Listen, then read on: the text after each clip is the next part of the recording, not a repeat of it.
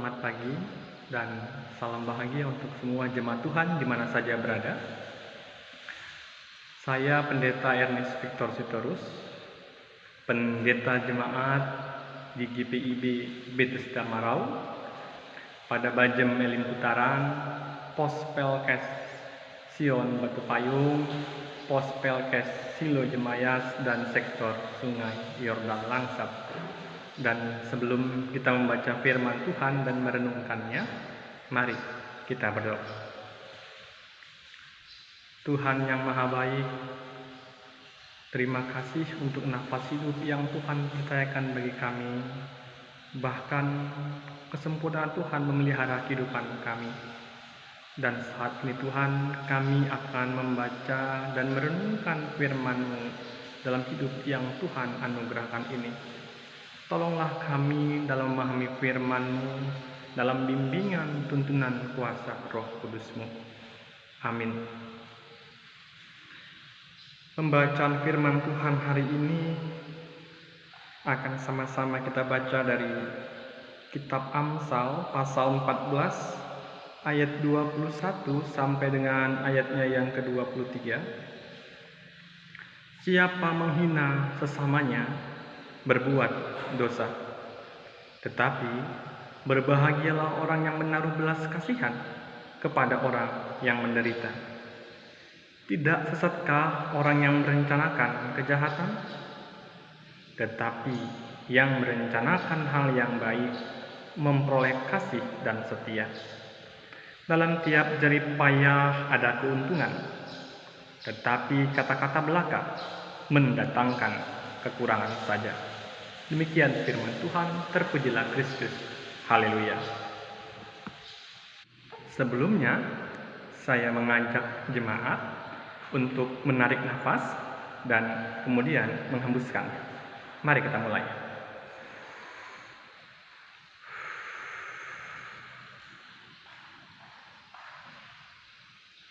Menarik nafas dan kemudian menghembuskannya, itulah yang kita sebut dengan bernafas. Jadi dapat pula kita katakan, bernafas adalah proses di mana kita menerima dan selanjutnya memberi. Dalam kitab Kejadian pasal 2 ayat 7 disampaikan bahwa nafas adalah awal kehidupan manusia. Manusia menerima nafas dari Tuhan dan manusia menjadi hidup. Tapi untuk meneruskan hidup yang Tuhan beri itu, maka manusia harus kembali memberi nafas itu bagi dunia, dan dunia kembali memberi bagi manusia. Artinya, kehidupan itu ada, terjadi dan berjalan adalah dalam proses tatanan hidup menerima dan memberi. Jadi, kalau kita hanya menerima dan terus menerima dan lalu menerima, maka kehidupan akan berhenti. Kelangsungan hidup di bumi ini ditentukan oleh keberlanjutan kehidupan yang menerima dan memberi.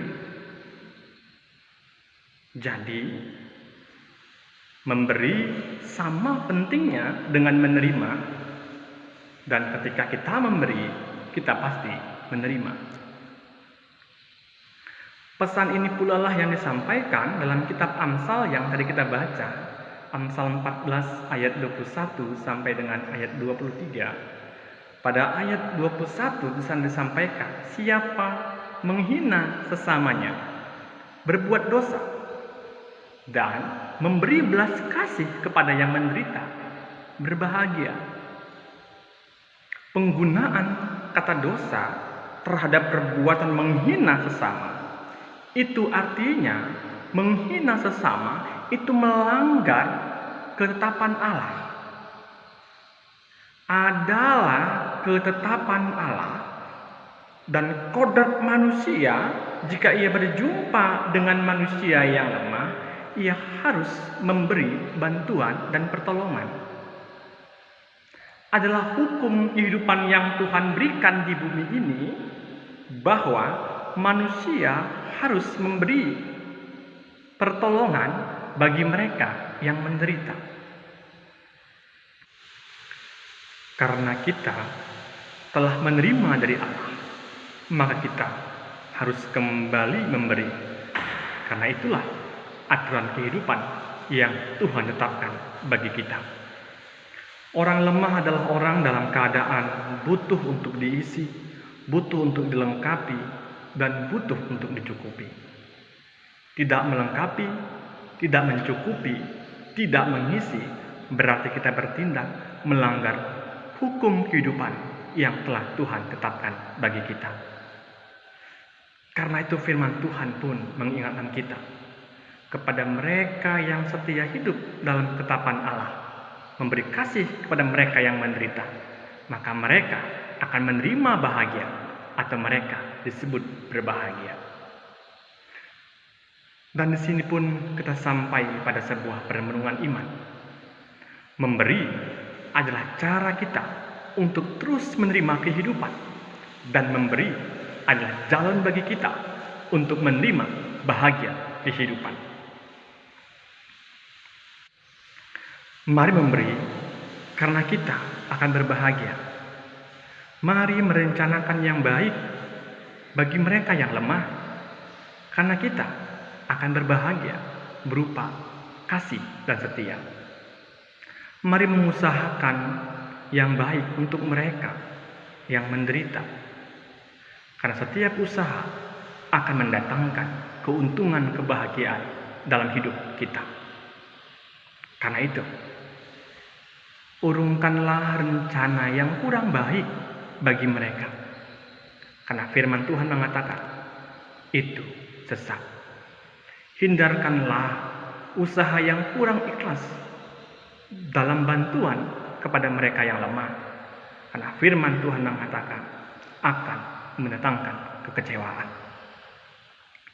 Ada banyak hal yang membuat orang sulit untuk mendapatkan kehidupan yang baik. Salah satu penyebabnya adalah keterbatasan pengetahuan oleh karena minimnya pendidikan. Sedikitnya kondisi itulah yang terjadi dalam kehidupan jemaat tempat saya melayani saat ini. Pertumbuhan pelayanan, peningkatan kehidupan akan dapat tertopang jika adanya pengetahuan yang baik. Pengetahuan yang baik dimiliki ketika mereka punya kesempatan yang terbuka untuk mendapatkan pendidikan yang lebih tinggi. Kiranya firman Tuhan ini boleh mendorong kita bersama untuk bergotong royong, membebaskan mereka dari kelemahan mereka, mengangkat mereka mendapatkan hidup yang lebih bahagia. Karena firman Tuhan hari ini menyapa kita, berbahagialah kita yang mau memberi. Amin. Mari kita berdoa. Terima kasih ya Tuhan untuk firman-Mu yang telah mengingatkan kami bahwa hidup kami adalah hidup yang memberi.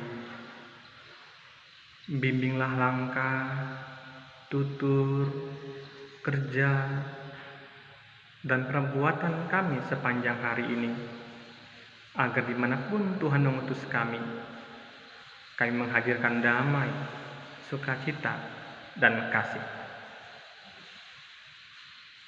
Berkatilah ya Tuhan ketika kami juga akan menjalani hidup kami pada hari ini. Kami ingin mengusahakan memperjuangkan semuanya hari ini dalam kebenaran kehendak Tuhan. Tolonglah kami dan topanglah kami untuk mampu berjalan dalam kebenaran-Mu. Ampunkanlah salah dan dosa yang kami lakukan dalam kehidupan ini, dan kiranya kasih Tuhan memberkati kami. Di dalam nama Yesus kami berdoa. Amin. Selamat beraktivitas, selamat menaburkan yang baik. Tuhan Yesus memberkati.